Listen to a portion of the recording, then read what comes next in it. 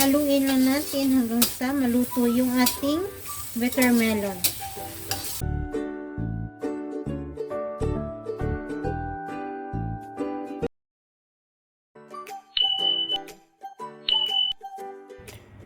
Hello guys! Good afternoon! Welcome to Miriam channel. At ngayon ay magluluto tayo ng bittermelon with preserved duck eggs. So ito lang ating ingredients. Meron tayong onion, isang cloves na garlic, isang preserved duck egg, and meron tayong bittermelon. So, start! So, first of all, yung ating bittermelon ay hihiwain muna natin.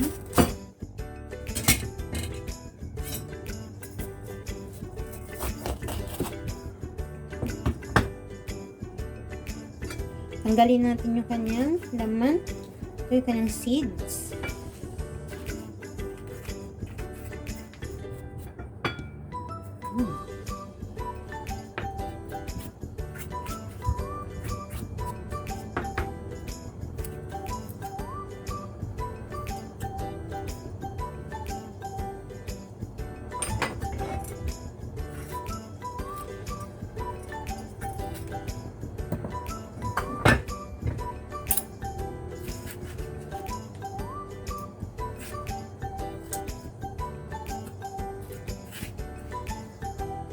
Then, ang ating bittermelon ay hihatiin natin para medyo maliit siya. Slice.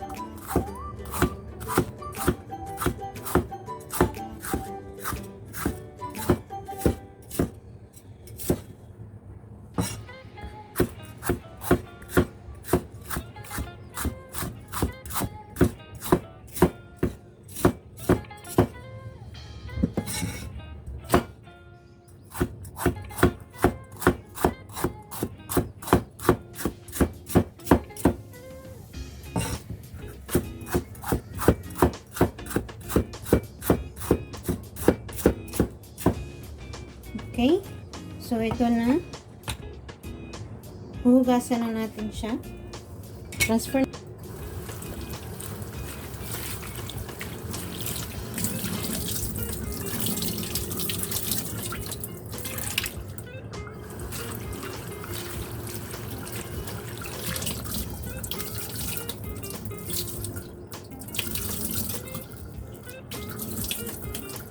Kahit hindi na natin siya pigain at kumutin, basta huwag natin sirain yung kanyang slice. Huhugasan na natin siya ng mabuti para matanggal yung mga dumi at mga mga pesticides. Next, itong ating preserved duck egg ay kukunin natin yung kanyang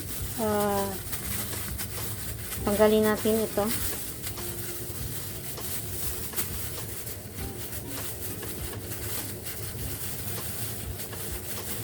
Ayan. Pagkatapos natin tanggalin, ganito na siya.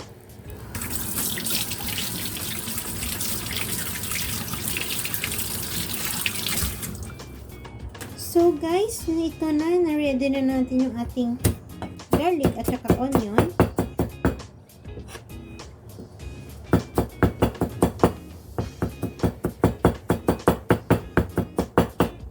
Mince na natin.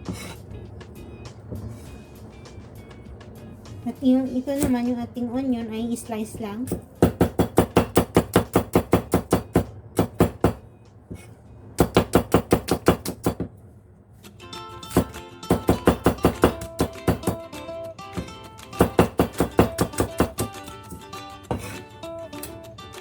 At itong ating egg ay babalatan.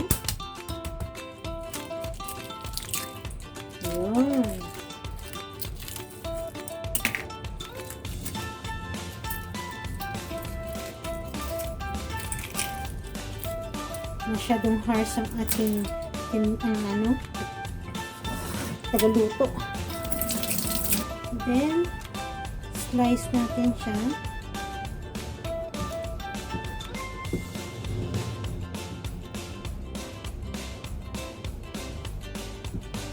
Hindi na kailangan na na i-boil ito.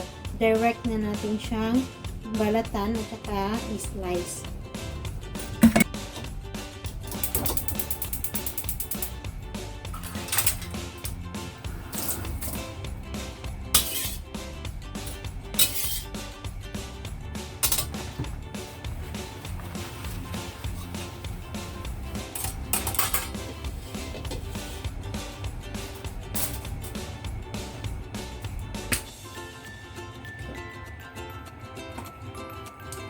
Lagyan ng oil.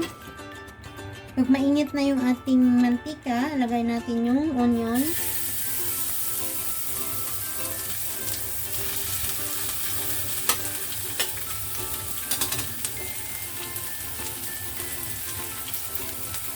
Then, isunod natin yung ating garlic. Okay.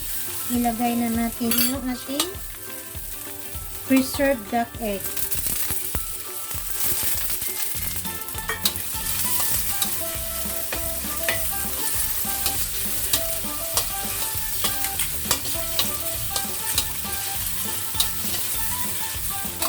Then, ilagay natin yung bittermelon.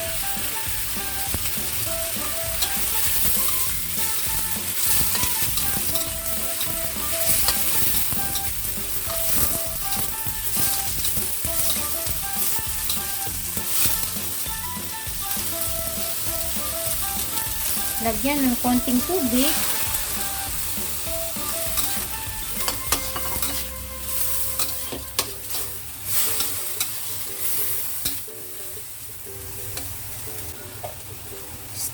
Pinch of salt lang.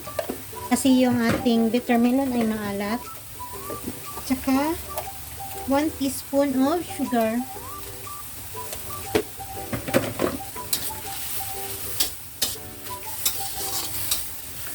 Haluin lang natin hanggang sa maluto yung ating bittermelon.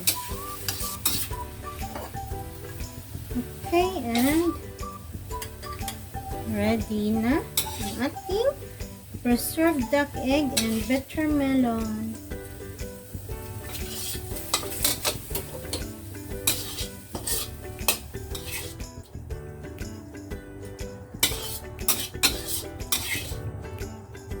Ganun na siya kadali guys. Mga 5 minutes pwede nyo na siyang iulam. Ayan.